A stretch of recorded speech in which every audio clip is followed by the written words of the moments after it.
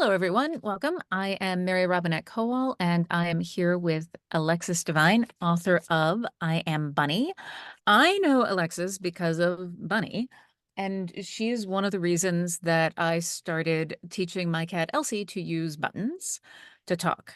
This book is a combination of memoir, self-help, ruminations on the state of human-animal relations, and just it made me spend a lot of time thinking about myself in addition to my relationship to the creatures in my care. Alexis is also an artist. She makes wearable art, and I encourage you to go look at it. It's the most amazing chainmail meets fairyland meets just badassness. So we're here to talk about this really fantastic book. Welcome. Thank you so much for having me. I've been looking forward to this since we booked it several months ago.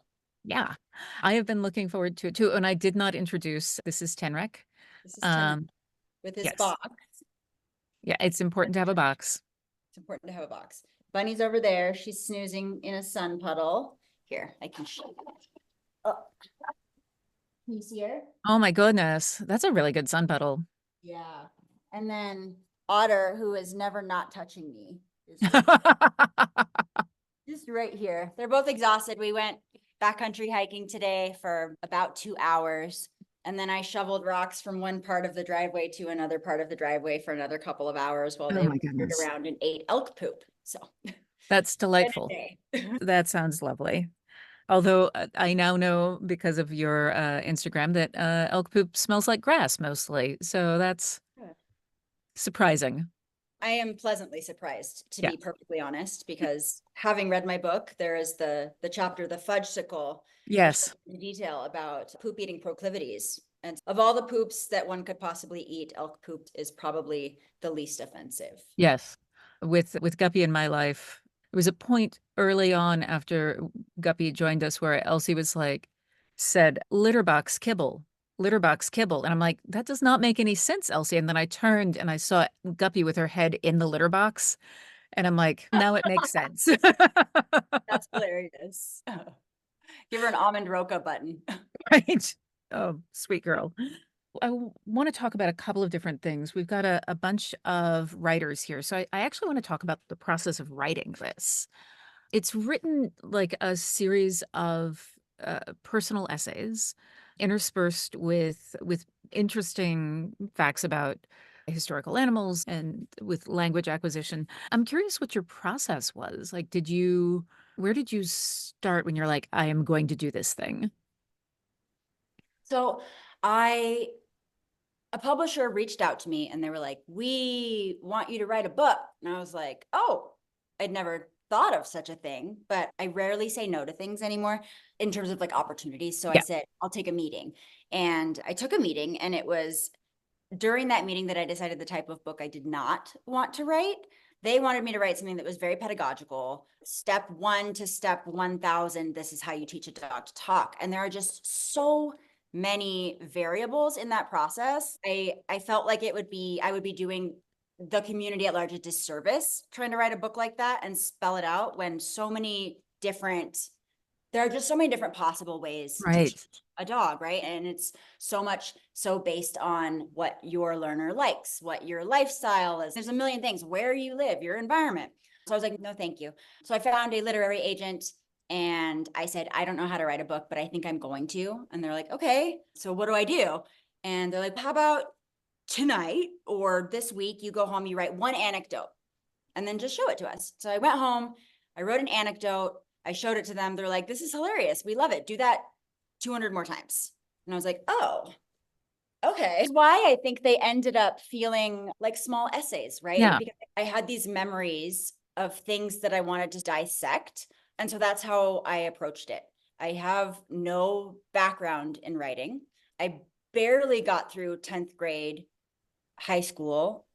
So I didn't have a framework from which to start. And my instructions were just to write anecdote after anecdote. And so that's what I did. And once they came to a meaningful conclusion or something that had been festering in my brain came to fruition, then I felt like it was time to move on to the next anecdote. And I also, the idea of having a beginning, a middle, and an end didn't really feel quite right to me, because there was so much before the beginning of my life with Bunny Hmm. that has come into focus since having Bunny in it. So I didn't want to approach the story traditionally. I don't really approach anything traditionally. And I suppose probably that if they had told me to, I would have been like, no, I'm going to do it. That was my process. And once I had enough anecdotes, I had an editor help me organize them in a way that sort of had a beginning, middle, of an end flow. And yeah, that was the process. And then also from the beginning, I knew that I wanted to include visual art, because I don't think a book would have felt complete without visual art, which had been such a huge part of my life prior to getting Bunny. And so I was very fortunate to be able to work with some of my favorite photographers whom I had built relationships with during my wearable art journey, and bring them back into this chapter of my life to help illustrate my relationship with Bunny now. I loved that. And I think one of the things that is really important and that I want to underline for the people watching this, for writers, is that there's no one right way to write a book. There's a lot of people who tell you you have to outline and you have to do all of this pre-work. And I don't do, sometimes I do pre-work and sometimes I just dive in. In fiction, there's something we call a fix-up novel, which is where the most famous one is something called The Martian Chronicles by Ray Bradbury. And that's, he wrote a series of short stories and then he wrote interstitial material to stitch it together and figured out the order. Oh, And cool. yeah, and which is essentially what you've done here. It's like you wrote the things that were important to you and then you figured out how to make sense of it later. And I think that's a really approaching a story, because it is still a story to me, in a nonlinear way by chasing the stuff that is important to you, I think is a great way to approach writing something. Thanks. Yeah, no, and it turned out great. I also really loved the photography, the visual elements of it. It captures, there's a whimsy and a thoughtfulness to them. Did you, when you were doing the photo shoots, were you thinking about particular essays, or were you thinking like how 'cause there were multiple photographers, how did you engage in that conversation with them? Each of the photographers has a strength. Like the photographer who did my cover, he's really good at like dramatic, heavily edited photographs. Yeah, that make a person look just very beautiful. Um, Yes. and very dramatic.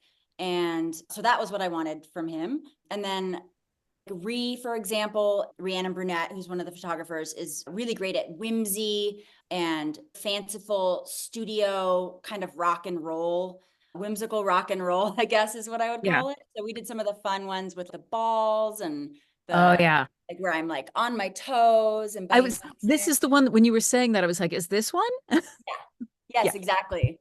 Exactly. And then Elle Hanley, who did a lot of photography, is well, right now she's using a ton of AI, but before she did that, she just did a lot of composite work, really unique and creative composite work. Bunny in the bathtub in the clouds. Yeah. Bunny actually was in a bathtub full of like foam stuff, but then she Mhm. made all the clouds, or like us on that trail, Yeah. with the suitcase. And for my shoot with Elle, I was like, let's think Alice in Wonderland, but grown up, Mm. two partners wandering in unknown worlds together, overcoming all the obstacles they meet. And so we worked with that with Ree. It was like, I want something kind of rock and roll, kind of badass, but fun. With Vera, she is always making the most ethereal images out of any situation, any person, any animal. She's the one that we did like the white background and like the black and white outfit, and Oh yeah. more austere in my learning and overcoming moments. I don't think I gave her any direction because I've worked with her so much. I was just like, it's gonna be cool.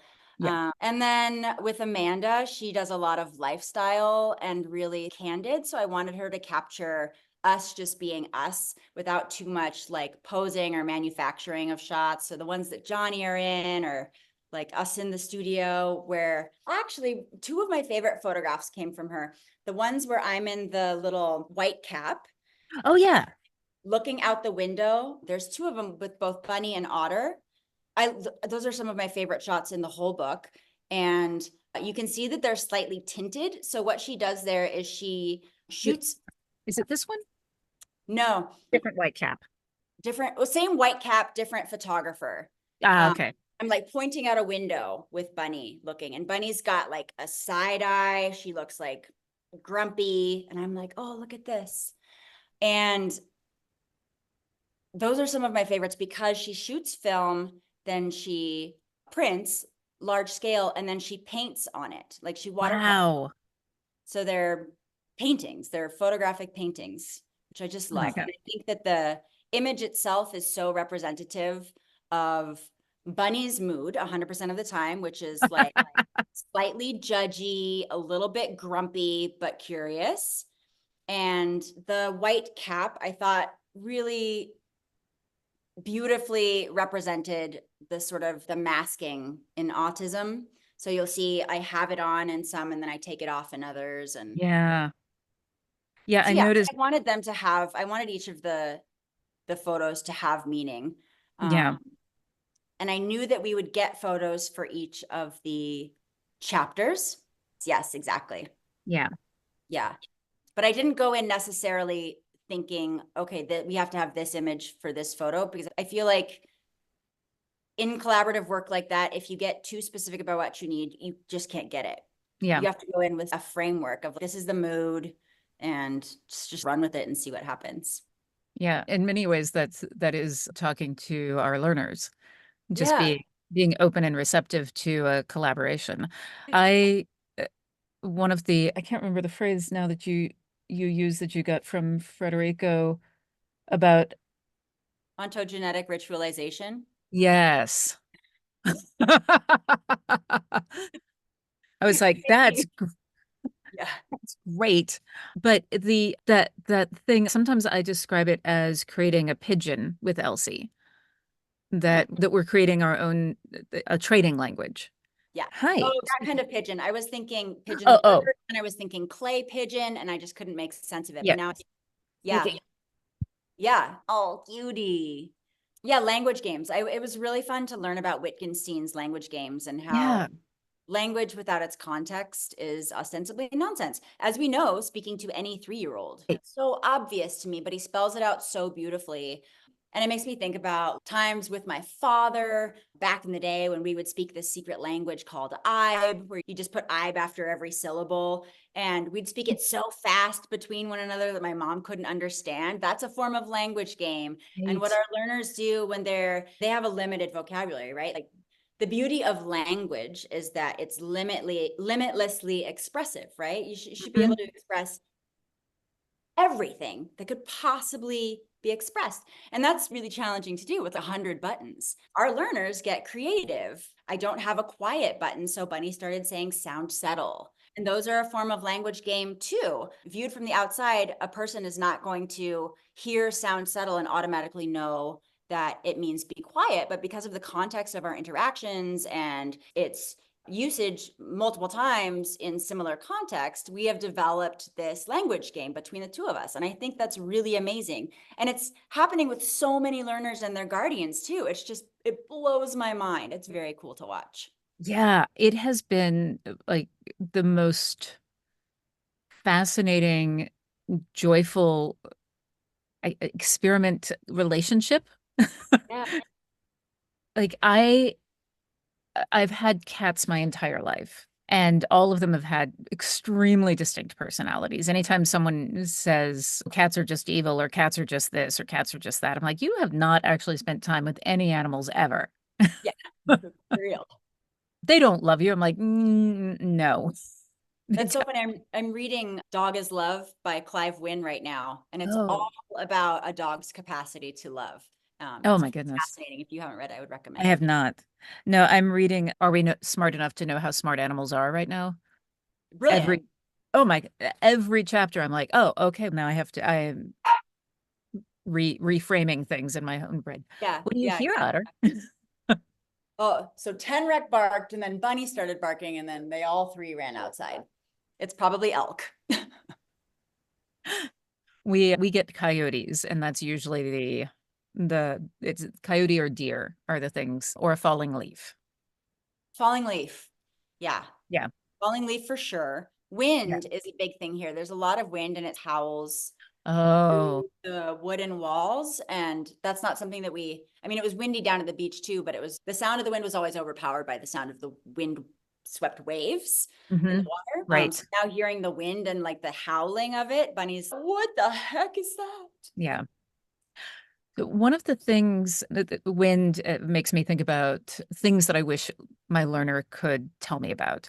And I often feel the more complicated the idea is, the harder it is for them to express it with their small vocabulary. Yeah. The straightforward things like outside, those are easy. Um, One of the things that you talk about also early in my awareness of you is talking to Bunny about dreams. And that was one of the most inspiring things for me and changed the way I was approaching my conversation, my button planning with Elsie, because learning about that interior life that is the thing that is so interesting and fascinating. Will you talk a little bit about Bunny's dreams? Like, Yeah, absolutely. So I think one of the nice things about having entered this experiment without having a background in science is that I wasn't constrained by any boxes like dogs aren't capable of this, or dogs don't feel this, or this is ridiculous. You can't do that. So I was just like, what if? What have we got to lose? And so that's the way I approached everything. And so I added buttons that I got a lot of hate for on the internet because they're like, no, this has already been proven as BS. And I'm like, oh, has it? Okay. Don't care. And she had been, I think this was like 2 years into our journey, and she had been pressing night, talk, and sleep over and over again for days. Talk, sleep, night, talk, sleep, night, sleep, talk. And I just couldn't for the life of me figure out what it meant. The obvious thing that it could mean is that I'm talking in my sleep. But I wasn't, because if I do, Johnny wakes up and he tells me about it, and I just hadn't been. And so I talked to Federico and Leo and the research assistants, and pretty quickly they were like, what if it means dream? Like, what if next time she's having an active dream, you really gently wake her and ask her what talks sleep? And so I was like, oh, okay. So she was having a dream, one of those like very active dreams where she's like running on her side and like whimpering. And I went over to her and I gently put my hand on her. I said, hey, Bunny. And she woke up startled and sort of hazy eyed. And I said, what talks sleep? And she got up immediately, went to the buttons and pressed stranger animal. And out of 105 buttons or yeah. however many she had at that point in time, for her to pick those two, like the two that I would have chosen for her to talk about what's in her dream, was pretty remarkable to me. Yeah. And for me, when I have dreams, usually I will wake up right away and, okay, this person was in my dream or this thing happened. And the longer, as more time goes by, I'm left with just a feeling about the dream. I feel icky, or that was really a fun dream, but I start to lose the details. And I feel like many of our conversations about dreams have the same ending. It's very Oh. challenging for us to get to the end because she'll say, there was one recently. What did she say? She was like, I had a mad dream. And I was like, what did you dream about? And who was in the dream? And she said, Dad, or something. And then at a certain point, I just couldn't get any information out of her. And I think after a while, she said, forget. Because that's how I experience trying to talk about my dreams too, unless I like write it down immediately. So Hmm. it's really fun to explore. It's really challenging to explore. And there's not a lot of really concrete information that usually comes out of them, but the fact that she uses the button and she uses it in contextually appropriate Yeah. ways and try is really cool. It's really cool. Yeah. The number of different, as you say, the number of different things that she could have said if Yeah. she were pressing randomly. And it's that seeing those patterns over and over again. It's, oh yeah, no, this is, and this happens with Elsie sometimes, that she'll say things and I'm like, I have no idea, zero idea what you mean.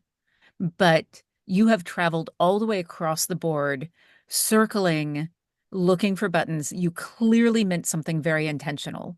Yeah. And sometimes I eventually figure it out, and other times I don't. I just had one that I actually feel bad about because I posted that video that I did of Elsie saying scared And what are you Mhm. scared of? And she said, bathroom window. Yeah. And I'm like, I'm sure you're scared of the bathroom window. Cause like the window in the bathroom is in the shower. It's very high. There's stained glass. We're on the second floor. And then today she was up on the counter looking at the mirror at herself. And there are two mirrors, and she kept looking back and forth between them. And I'm like, oh my God, is this the bathroom window? Oh my gosh. Uh, That's Like, insane. is this what we're talking about? Yeah. And she doesn't like with the words that she has emotion words, but she doesn't have a word for curious. She's been Mhm. asking a lot of why related to this. And I'm like, oh, and the some of the why questions that Bunny has asked, I'm like, around mirrors, I'm like, is Elsie trying to ask me about her reflection Yeah. with not the right vocabulary? It's so hard. It's so hard when that happens because one, Bunny always looks at me like I have truly painfully disappointed her. Yes. I'm like, oh God. And also because at that moment, I want to give her 17 words, right? It could Mhm. be this. Let's give you 27 words. But that doesn't follow like behavioral economics, right? Like Right. I can't just throw a bunch of words in front of her that she may or may not know and expect her to be like, oh, of course, it's this one. Yes. It's really the matter of patience and hoping that combination of words repeats itself and enough context will present itself that you can get to the bottom of it. I really love that too because I love puzzles, I love mysteries, and Yeah. I love getting to the bottom of something and feeling like you've done it with somebody, right? Yeah. With your learner. It Yeah. feels really beautiful when you can have that aha moment. Yeah. The one with us was she kept saying puzzle tube. And I'm Puzzle. like, yeah. And I was like, I don't know. Cause she has a puzzle and she has a tunnel, which is we call tube. And I'm like, I don't know. So I was trying to put the puzzle, which is this cardboard box. I was trying to like put it into the tube. I'm like, maybe she wants to hunt in the tube. Maybe she wants the tube next. I was trying everything. And then I don't remember the exact sequence, but it was something like puzzle tube, paper, kibble. It's like puzzle tube, paper, kibble. And then I finally remembered that before we had gotten buttons, I had done a thing where I had folded the ends of a toilet paper tube in and filled it with kibble and cut a hole in it. And it was a puzzle game. And everything else I had offered to her, she just looked at me like, you're an idiot. Yeah. And I handed her that, and she immediately started playing with it. And now it's like puzzle tube. And I pull that out, and that is what she means. Oh, that's so cool. It gives me chills. It's so Yeah. fun. But That's so cool. she was so annoyed with me. Yeah. Oh, yeah.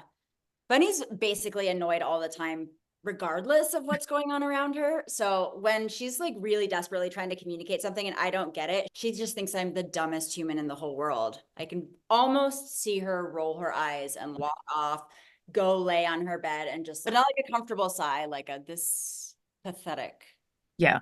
humongous, hairless thing. Oh, monkey with your opposable thumbs, you could do so much. And Yeah. yet, Yes, exactly. the thing for me that it flashes me back to is when I was very small, I had a speech impediment. And I don't distinctly remember having the impediment, but I remember going to speech therapy. But what I remember is the frustration of not being understood. Oh. And when I'm like at a drive-through or on the phone and someone can't understand me, I have this disproportionate reaction that is Mhm. still a link to that. And so when Elsie Trauma can't response. understand me, or when I can't understand Elsie, I'm like, oh my God, I know exactly how frustrating this is. Yeah. And it does make me think about her in different ways, I think, in those moments than if I hadn't had that childhood experience. Yeah, for sure. Yeah.